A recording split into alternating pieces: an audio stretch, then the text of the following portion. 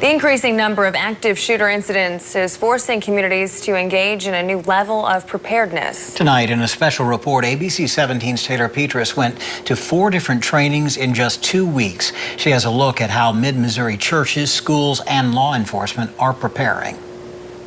It's only November 2nd, and the U.S. has already seen the 1 active shooter incident it's averaging a month. How we prepare for them has changed drastically over the years. I went behind the scenes of several trainings to find out how our Mid-Missouri communities are preparing. Oh, my soul. For many, church is a sanctuary on Sunday morning. But in recent years, those sanctuaries have also become a target. Hopefully it never happens, obviously, but it's one of those things where we want to be prepared. Richland Baptist pastor Nick Drake tells me about 2 years ago, church leaders decided to bring in the Callaway County Sheriff's Department to teach them the basics of what to do during an active shooter.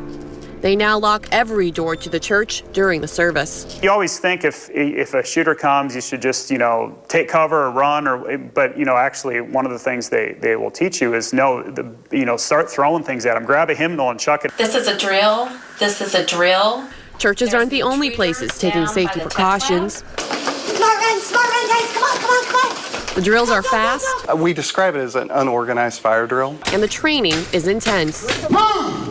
People are dying! Designed to simulate a real-life active shooter situation. It's an event that we never want to see happen in any community. For this story, we suited up in a bulletproof vest and mask for training with Holt Summit Police and Callaway County Sheriff deputies. Police!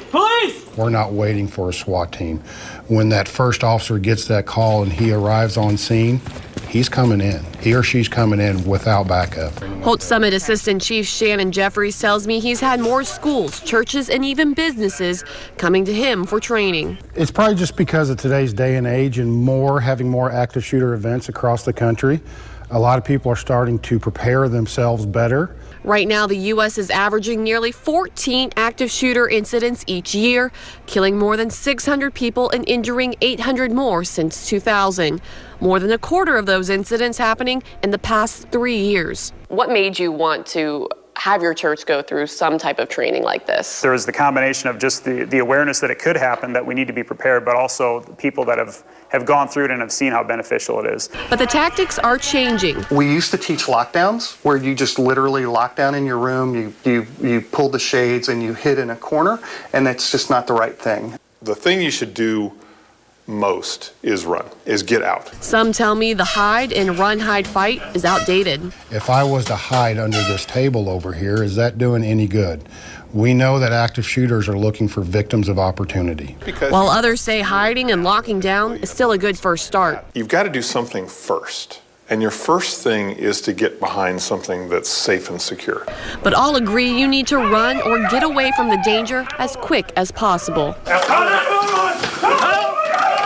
Evacuation is the key. If you can get out, you get out. Last week, teachers, social workers, businesses, and law enforcement from across the state came to Mid-Missouri to become certified in active shooter training. Things like this happen all the time, and you can't take the mindset of it's not going to happen where we are.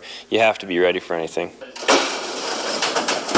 What they learned in an intense, hands-on 2 days is what they'll go teach to their communities. And this is really the most important because it trains those that are truly involved in the mix.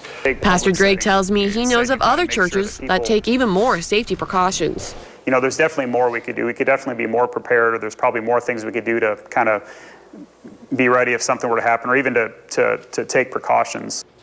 State law passed in 2013 requires all school districts in Missouri to participate in active shooter training.